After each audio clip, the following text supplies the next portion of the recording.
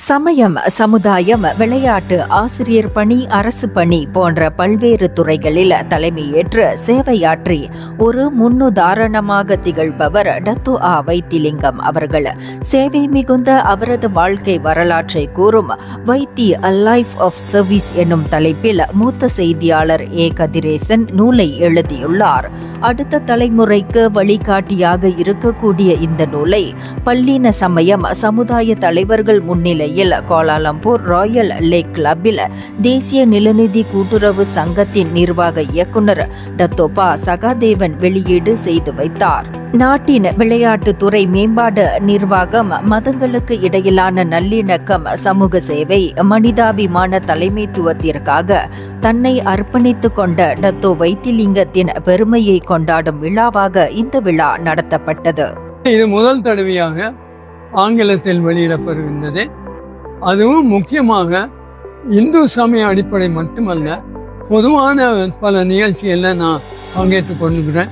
விளையாட்டுத்துறை, பொதுநல சேவை, இந்து சங்கம், அனைத்து சமய துறை, மற்ற ஒற்றுமை துறை போன்ற பல துறைகளில் ஈடுபட்டபடியால் இப்போ இது ஒரு நல்ல வாய்ப்புன்னு சொல்லலாம்.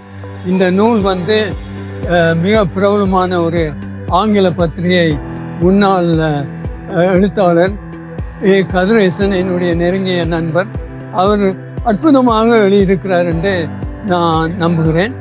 இது ஒரு நல்ல வாய்ப்பு, எனக்கும் ஒரு பெருமையாக இருக்கிறது என்று சொல்லலாம்.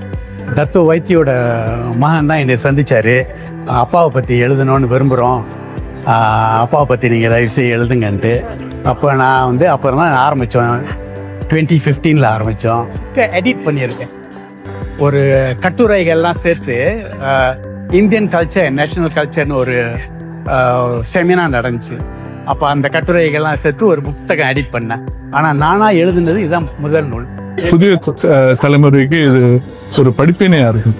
ஏன்னா அவர் ஒரு மலேசியர், நாட்டுக்கு விசுவாசமாக இருந்து நம்ம குடும்பத்துக்கும் நம்ம சமுதாயத்துக்கும் ரொம்ப உதவியாக இருந்திருக்காரு.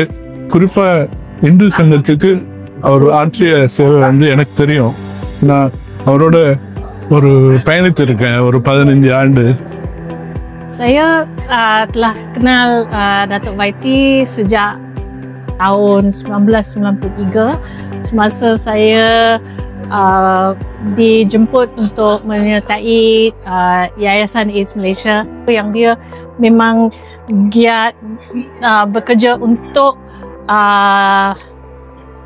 negara kita. Jadi saya memang kagumlah dengan usaha-usaha dia.